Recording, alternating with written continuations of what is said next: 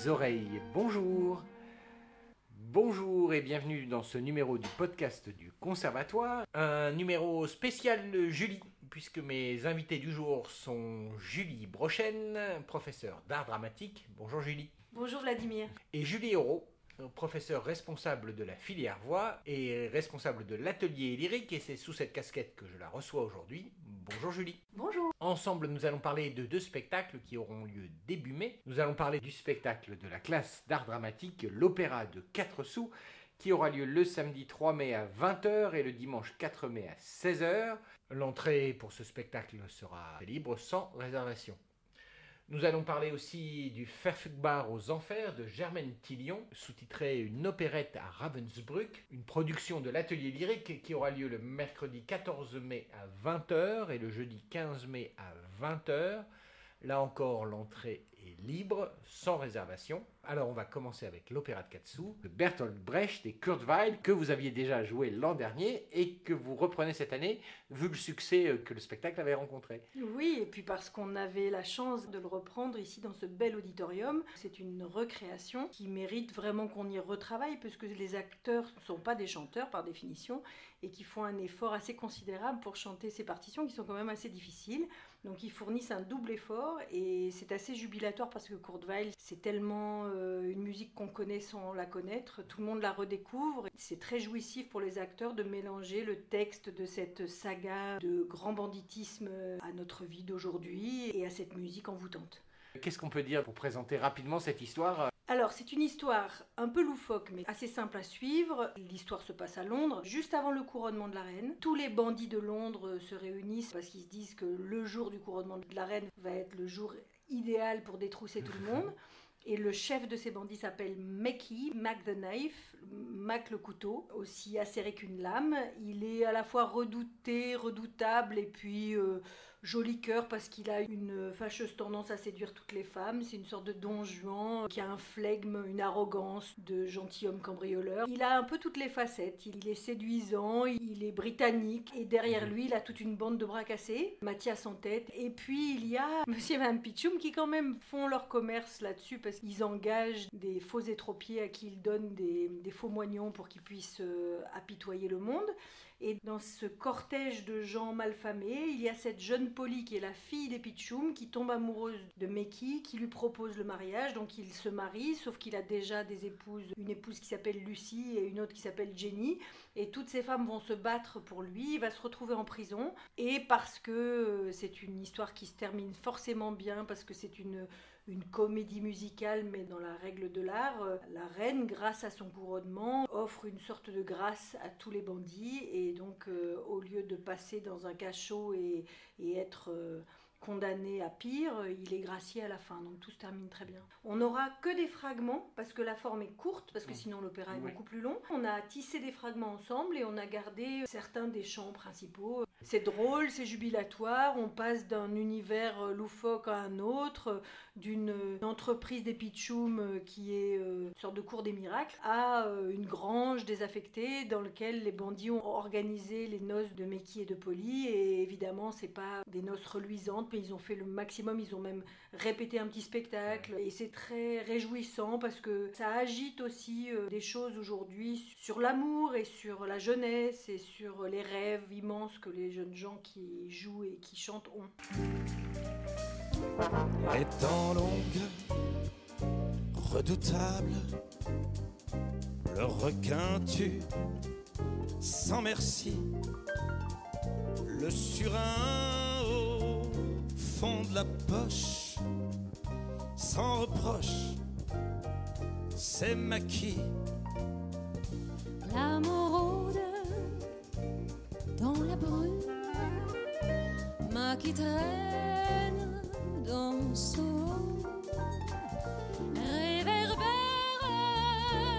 qui s'allume, Mackie serre son couteau. Gens de bien ou hommes riches disparaissent au conjour.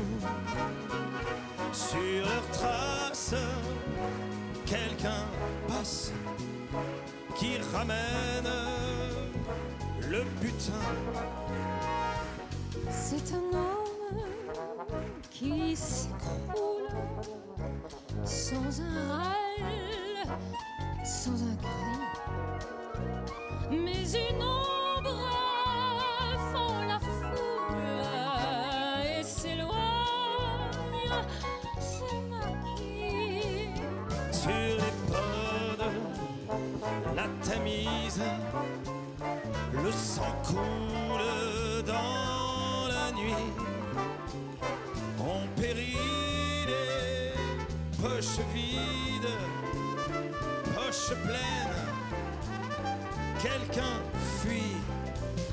Le feu gronde dans la ville, le feu brille, la mort vient, on s'étonne, on questionne, oui, mais Maquis ne sait rien. Le sang coule des mâchoires au repas du grand festin. Main gantée, nappe blanche, Monsieur Maquis croque son prochain. C'est un homme qui s'écroule sans un râle, sans un cri, mais une ombre fend la foule et s'éloigne, c'est Maquis. Mais une ombre fend la foule et s'éloigne.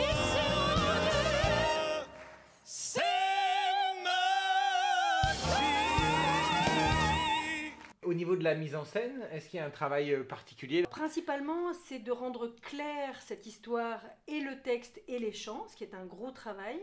Pour cela, on est évidemment accompagné par Katsuko, qui heureusement est là pour nous aider musicalement. Et les principes, c'est des principes brechtiens. Brecht avait l'idée qui est toujours, je trouve, assez moderne et contemporaine de faire du théâtre avec rien, et de faire du théâtre de tout, de considérer le public qu'il a en face de lui, de se dire que c'est avec le public qu'on apprend quelque chose de nous, qu'on a tout à vivre ensemble lors de la représentation. Et donc on a pris ce qu'on avait sous la main d'abord, et puis on a essayé d'épurer pour ne rien avoir de trop. Et toutes les chaises, les tables branlantes de différents niveaux, les paravents qui deviennent des miroirs, qui deviennent des tableaux noirs sur lesquels on écrit à la craie, servent à tous les tableaux. Et alors, lors de la première représentation, l'an dernier, il y avait les rôles qui étaient partagés entre les différents comédiens. C'est toujours ce même principe? Oui, toujours, parce que la classe a la chance d'être nombreuse. Tout le monde était très engagé dans le travail. Et comme, par exemple, Meki, c'est un rôle écrasant, on l'a partagé en deux pour que ça soit plus équilibré. Et les filles aussi se sont partagées le rôle de Jenny. Polly, il y a plutôt une partie chantée, puis la partie plus théâtrale. Et il y a des couples de personnages comme ça, et il se passe un relais, mais suit sans difficulté l'histoire. Tu parlais du travail du chant pour les élèves, donc ça a été un travail particulier, et du chant dans lequel il faut quand même continuer à jouer. Bah oui, bien sûr. Ils comprennent l'exigence que demande le chant. Quand ils reviennent dans le texte, ça a changé. Ils considèrent plus le texte une fois qu'ils ont travaillé une partition. Moi, je trouve ça toujours très très précieux que les acteurs chantent, parce qu'en plus, au niveau respiratoire, ça leur fait comprendre aussi plein de choses. Et en plus, Brecht, il amène quelque chose de très théâtral dans le chant, parce que c'est très difficile à chanter, mais il y a le Sprechgesang, qui est vraiment une caractéristique de Brecht, qui est de parler en rythme, et qui est la naissance du chant. Donc ils peuvent aussi, en fonction de leur niveau, ou chanter vraiment, ou parler en rythme, et même danser. Ils font des petites chorégraphies qui sont inventées par eux pour la surprise des bandits à Meki, que je trouve très drôle. Et puis j'ai trouvé un costume de requin. Oui, c'est un des moments clés du spectacle, ce costume de requin. Oui, puisqu'il est alors très agréable pendant le spectacle, c'est que tu les regardes, et alors tu es la première spectatrice. Ils sont très bienveillants les uns avec les autres, il y a une très bonne ambiance, et puis ils travaillent beaucoup. Et cette classe, c'est un vrai groupe, comme une petite troupe, et ça donne envie de se dépasser. Et c'est vrai que moi, j'adore les regarder travailler, ça c'est sûr. C'est vrai qu'il y a une partie de la classe qui est là aussi pour se préparer au concours des grandes écoles de théâtre, et puis il y a aussi une partie qui est là vraiment en amateur, alors certains depuis très longtemps, et qui sont vraiment là pour le plaisir du théâtre. Absolument, il y a des grands amateurs, des grandes amatrices d'ailleurs.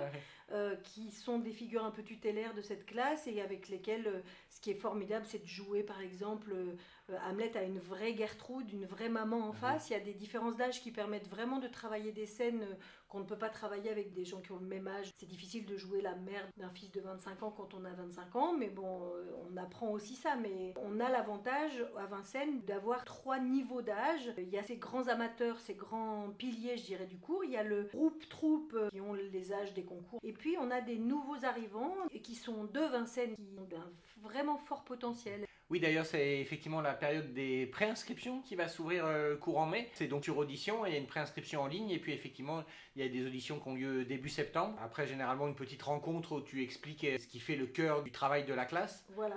Et là, je vais demander à Laurent Ray de me seconder. Donc, on sera en famille parce que je suis censée tourner dans un film en septembre. Et donc, j'ai demandé déjà à Laurent d'être sûr d'être là si jamais ça tombe dans la semaine des auditions. On se donnera évidemment rendez-vous au mois de juin pour les auditions plus classiques. Oui, ils ont travaillé un florilège de Shakespeare pour le mois de décembre. Et là, ils travaillent sur différents répertoires. Je suis en train d'essayer de les tisser ensemble et de trouver un fil rouge pour que ça ne soit pas une succession de scènes un peu laborieuse, mais plutôt un ping-pong, faire un programme qu'on présentera les 23 et 26 juin à l'auditorium.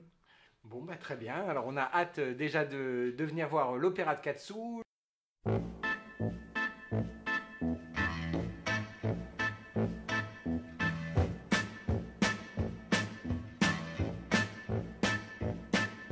Show me the way to the next whiskey bar. Oh, don't ask why. Oh, don't ask why. Show me the way to the next whiskey bar. Oh, don't ask why. Oh, don't ask why. For if we don't find the next whiskey bar, I tell you we must die. I tell you we must die. I tell you, I tell you, I tell you we must die.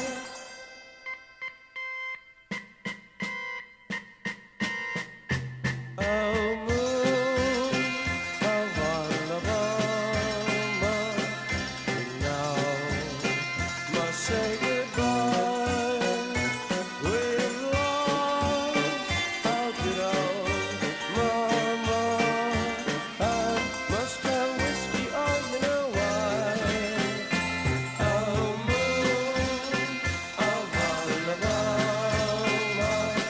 we now must say goodbye. We've lost our good old mama. I must have whiskey, oh, you know why. Yeah.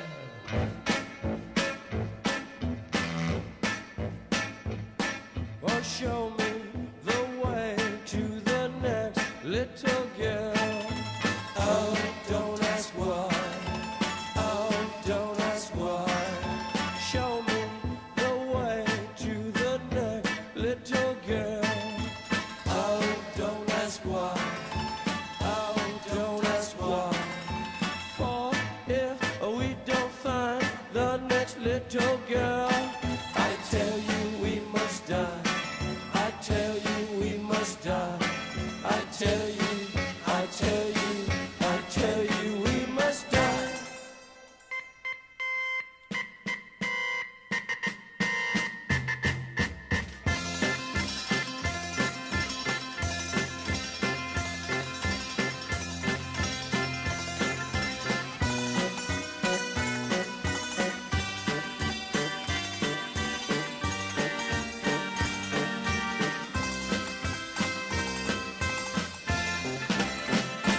Oh, moon of Alabama,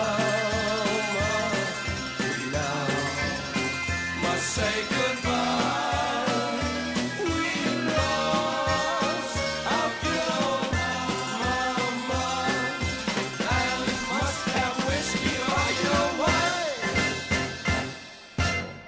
Mon invité invitée suivante est Julie Auro, et ensemble nous allons parler du Verfügbar aux Enfers, une opérette au camp de Ravensbrück de Germaine Tillion. C'est une œuvre très particulière. D'abord, c'est une pièce qui a été écrite au camp de concentration de Ravensbrück, qui parle du camp de concentration de Ravensbrück et de l'univers concentrationnaire en général.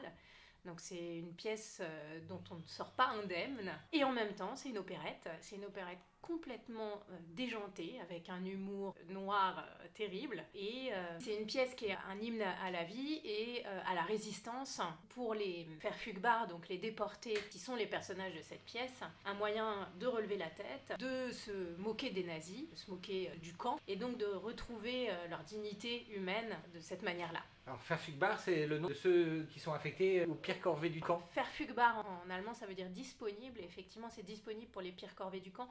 En l'occurrence, c'est du terrassement. Il faut bien voir la situation qui est complètement absurde. C'était des femmes qui étaient complètement sous-nutries, qui dormaient très très peu. Il faisait quand même plutôt froid. Et donc on leur faisait faire des travaux physiques énormes, notamment effectivement du terrassement, avec une espèce d'énorme rouleau de béton qu'on les faisait pousser sur la route pour faire des routes. Alors en fait, faire des routes, je ne sais pas si c'était vraiment le but de l'opération, mais en tout cas, c'était de les épuiser et de les humilier. Et puis l'autre partie du travail qu'on leur donnait à faire, c'était ce qu'on appelait le Betrieb, trier les affaires que les nazis avaient volées aux déportés. Elle le raconte dans l'opérette, elle triait les objets par catégorie, donc à un endroit on mettait les chaussures, à un endroit on mettait les lunettes, à un endroit on mettait les manteaux, etc. etc. Et la pièce a été écrite, donc, comme tu disais, à Ravensbrück, et dans des circonstances assez rocambolesques. Germaine Tillion, elle était ethnologue, elle a étudié notamment les tribus des Aurès en Algérie, et que donc elle a très rapidement à Ravensbrück fait des conférences d'ethnologie pour changer les idées de ses camarades déportés. Puis en fait, elle s'est vite rendue compte qu'il fallait faire quelque chose, et donc elle a réussi de manière assez incroyable à se faire enfermer dans des grandes caisses où les nazis mettaient les affaires volées aux déportés dans la journée pendant que les autres travaillaient pour écrire cette opérette.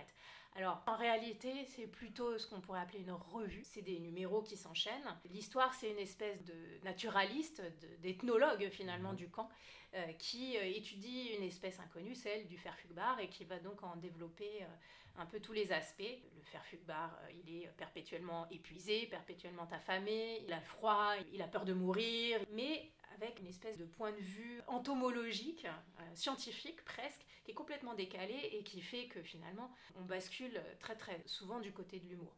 Donc ça, c'est la première chose. La deuxième chose, c'est les numéros musicaux.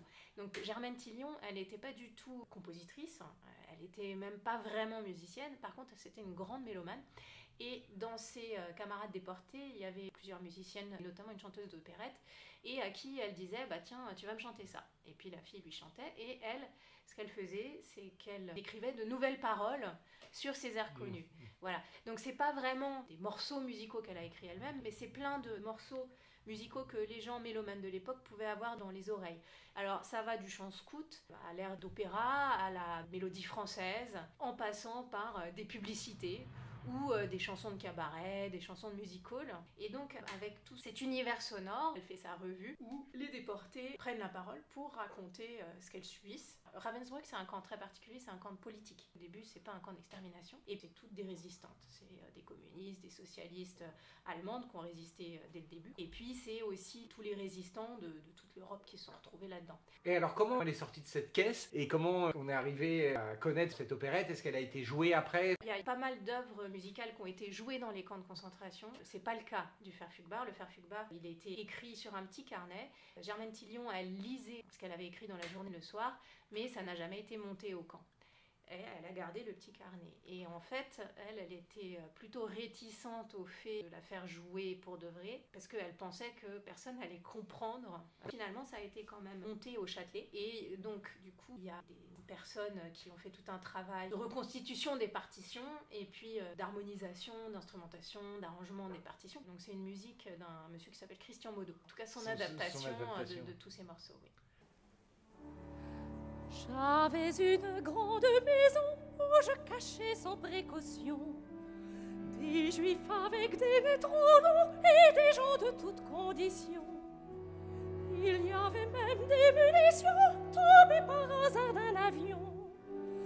Je ne sais pas ceux qui sont suivis, c'est peut-être pour ça que je suis ici.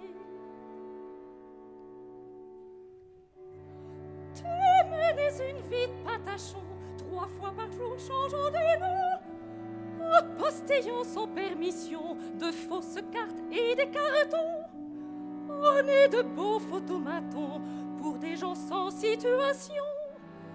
Mais tout allait de mal en pis, c'est peut-être pour ça que tu es ici.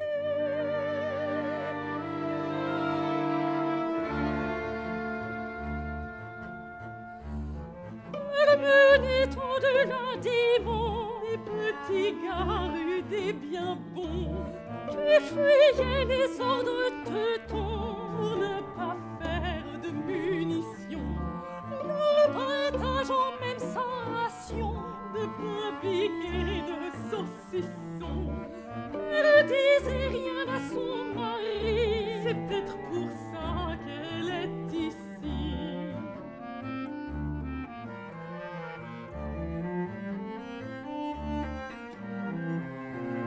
Vous faisiez pour des polissons des quantités de commissions. Vous passiez vos meilleurs filons à des héros sans prétention, qui faisaient sauter des camions, des pilonneuses et des stations. Un jour le coup n'est pas parti, c'est peut-être pour ça que vous êtes ici.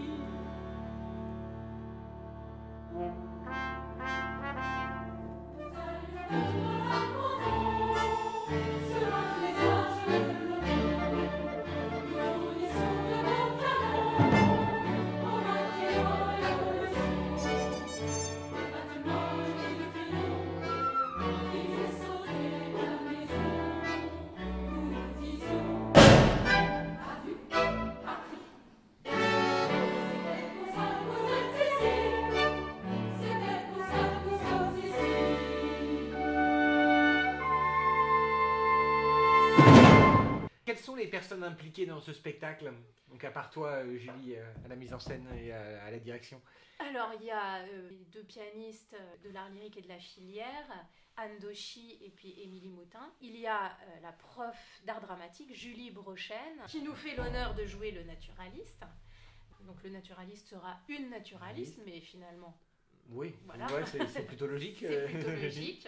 Un naturaliste qu'on a choisi de faire jouer comme si c'était une des déportées. On aura aussi André Rebas, qui est le prof de violon, Virginie Constant, la professeure de violoncelle, qui nous feront entendre plusieurs extraits du trio numéro 2 de Shostakovich, des pièces qui sont absolument bouleversantes et qui s'intégraient pour moi très bien dans la trame de Germaine Tillion qui avait envisagé des interludes. Et on a également Marie-Madeleine Landrieux, la professeure de percussion, dans tous les morceaux musicaux et puis aussi dans les musiques de scène, puisqu'il y a beaucoup de bagarres dans ce camp de concentration et que les percussions, c'est bien pour les bagarres. La pièce, évidemment, on l'a coupée parce qu'elle était quand même très longue et il y avait des passages assez difficiles, mais ça permet de se rappeler ce que c'est que l'univers concentrationnaire. Les jeunes de l'ensemble vocal de jeunes ont pris conscience d'un certain nombre de choses. Ils ont été émus par le sort de ces jeunes filles qui avaient leur âge, à peu de choses près, parce que dans les camps, il y avait des filles qui avaient 15 ans, 16 ans. Ce qui est très intéressant aussi, c'est que comme c'est une revue, c'est des petites scènes donc, qui ne sont pas forcément très compliquées à monter en termes d'apprentissage et qui permettent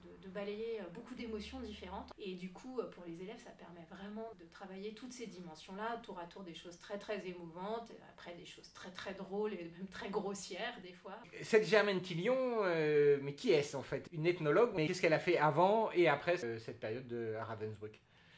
Donc avant, elle a été envoyée par le Musée de l'Homme en Algérie pour étudier des tribus dans les Aurès, dans des villages très éloignés. Et dans un premier temps, elle n'a pas forcément bien vu le problème par rapport à la colonisation française, mais elle a rencontré des intellectuels algériens qui lui ont fait prendre conscience du racisme et elle a réévalué un petit peu toutes ses études ethnologiques en fonction de ce critère-là et elle s'est rendue compte que des choses peut-être un peu anodines dans les réponses des gens ou dans les comportements des gens, en fait, étaient liées au racisme français vis-à-vis des Algériens. Et donc, ça lui a posé des problèmes. Et je pense que, d'une certaine manière, au moment de la Deuxième Guerre mondiale, elle est née à la Résistance. Dans la Résistance, elle va participer à ce qu'on appelait le réseau du Musée de l'Homme, comme son nom l'indique, à rassembler beaucoup de gens qui travaillaient au Musée de l'Homme, donc beaucoup de scientifiques. ethnologue, anthropologue. Et après Ravensbrück, elle a participé à un certain nombre de procès de dignitaires nazis. Comme témoin, elle a notamment raconté, en fait, à Ravensbrück, ils ont procédé à des expérimentations sur les prisonnières, notamment des femmes enceintes, enfin des choses sordides. Donc ça, elle a raconté ça lors de procès de dignitaires nazis. Elle a continué ses études ethnologiques, mais du coup, sur l'univers concentrationnaire. Et ensuite, au moment de la guerre d'Algérie, elle a été envoyée par Soustelle en Algérie faire une mission de reconnaissance. Et elle est retournée dans les coins qu'elle avait étudiés dans les années 30. Et elle a constaté ce qu'elle a appelé la clochardisation des Algériens. Et elle a essayé de mettre en place un certain nombre de programmes d'aide sociale. En 1959, elle acceptera d'entrer dans le cabinet du ministre de l'Éducation André Bouloche. Et elle va mettre en place notamment les premiers postes d'enseignants en univers carcéral. Tout au long de sa vie, c'est quand même quelqu'un qui va défendre des idées avec quand même une grande fidélité. Notamment, elle va militer pour la cause des femmes méditerranéennes, pas seulement dans le monde musulman, mais dans tout le pourtour méditerranéen. Et donc, elle est morte en avril 2008. Et puis, elle est entrée au Panthéon en mai 2015. Alors, et étant donné le sujet, des classes d'établissements scolaires vont venir assister aux représentations. Et puis, donc, il a prévu, dans le cadre des représentations, toute une remise en contexte. Oui, alors ce qu'on a prévu, c'est de faire une petite présentation initiale. Ensuite, on jouera la pièce et j'ai invité deux intervenantes. Une qui est historienne, qui s'appelle Lorraine Demeaux, qui a écrit la dernière biographie de Germaine Tillon.